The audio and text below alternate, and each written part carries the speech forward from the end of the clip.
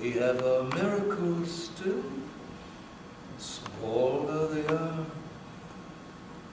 Once we walked the land and we were minuscule. Old-growth forests above our heads. A cacophony of creatures.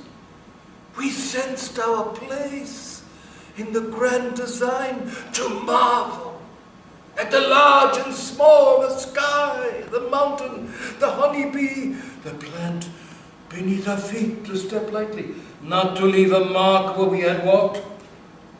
The grasses would rebound, the forest would remain untouched. We would exit as we'd come, gently, unremarked upon. Uncle, don't cry. You mustn't, Uncle. We must work for Sniffly's sake and others of his kind for what we can manage to save. Walking, I tell you. I really can't use my legs! You are It's a miracle it is! You are! When you least expect it, you become new and proof. Oh, Uncle, sit down before you fall. Standing on my own 2 feet, standing upright. Because I imagined it, it became true. Yes, now, not a moment too late. Now I can get back to work. Great plans can be put into effect. Oh, solar panels on the roof. Yes, wind turbines on the hill. Sea waves will power the world. John, dear, how are you feeling?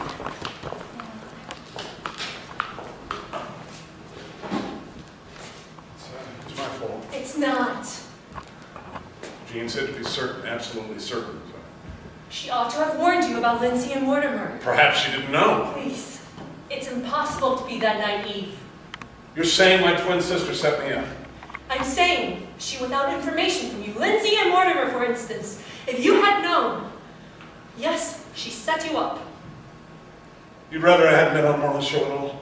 I don't know. God, I was terrible. No, you were measured. You were careful. You had the facts. The facts are impossible for ordinary people to understand. And the lies are so very easy to digest, aren't they? God controls the weather, doesn't I was he? so startled by that I didn't know how to respond. Are you crazy? Might have been a start. I didn't even talk about Marty ice melt. John, it is late. You should sleep. Mortimer called me dangerous to humankind. He said that I am against the poor. He said because of my malicious agenda, millions of people could be sent into poverty. Don't. I hit a deer with a car. Oh, John. Oh, God, she came flying right at me. I thought she'd go right through the windshield. Instead, there was this horrible crack, like a heart splitting in half. Please. Oh, God, I saw the terror in her eyes. Sit. I'll make you something She warm. looked at me as though like I was her executioner. I ought not to have been rolled over by them. Like an animal. I couldn't get out of the way. Oh, God.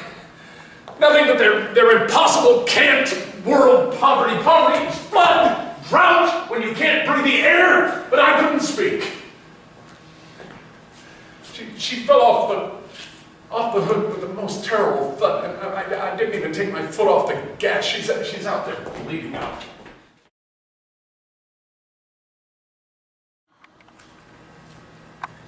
It was you on the phone. Hardly. I don't make my own phone calls. Who then? Some hired goon? But dear, your decimal point is out of place. But why would you care about that? In the interest of true science, of course. Tell me, Rebecca, what was your father's name? What does that matter? Your mother and Dr. West were never legally married, yet the two of you took his name. When your mother died, you continued to live with Dr. West, as a dutiful daughter, of course, although Dr. West was not your father. I used John's nature trick. Just what do you mean? Answer the question, Rebecca. It's a figure of speech. Trick meaning what? A neat idea. A trickery? No, a way of figuring. Something that works well and quickly. Lies. Forgery. Not so.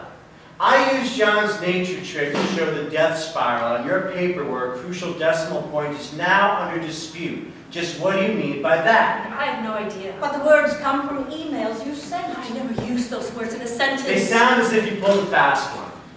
Exaggerated your results to prove whatever you want. Do you normally just move things around, or only when it's convenient, when John needs you to? You've taken my words out of context. John's nature trick. Those are your words on an email we have in our possession. And now, most unfortunately, of course, John is also implicated.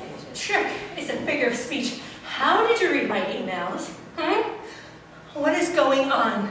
National security, I suppose. Folks are upset. All this outrageous talk about, what do you hoaxers call it, the death spiral up in the Arctic? When all that's happening is some ice is melting, and a few good shipping routes have opened up because of that. My emails has been hacked. My words taken out of context, and my decimal point has been moved. I think the real sticky part is this forgery. The trick you played with your results for John's sake. My figures are correct.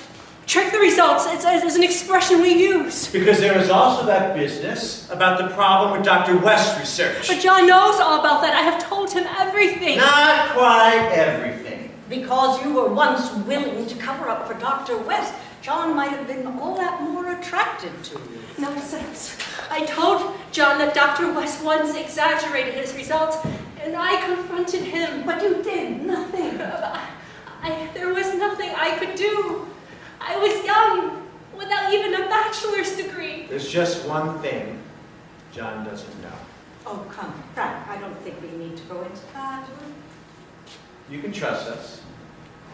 Dr. West wasn't your biological father after all. He was like a father, though, enough so that you covered up and changed his results. And if you slept with him a few times, maybe more in the years after your mother died, it's no reason to ruin your life. Technically speaking, it wasn't incest. You weren't related. How dare you say such things? Of course, we realize no one ever quite knows the truth. Not even about science.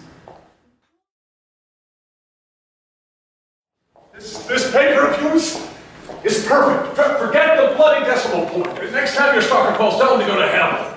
Rebecca, this new work of yours is precisely what I need. You've connected the dots. I've just called a press conference. I'm frightened, John. Well, don't be. My bell curve of extreme weather events speaks to increased probability only, while you, Rebecca, have found the link between these weather events and the Arctic ice melt. So because of you, we do know the future. As the ice melts, the jet stream elongates, weather conditions get stuck. I mean, our health, our homes, our food supplies are at stake. Across the globe, nowhere is safe. Yes. Mass extinctions, massive refugee populations. See, there's your death spiral. That's the tipping point. The public, at last, will demand action. There's nothing left for rational people to do. But we are not rational beings, John. That's no excuse for not being able to think. I can't think Well, anymore. don't talk, just listen. Rebecca, the political solution is brilliantly simple. We put a price on carbon fuel.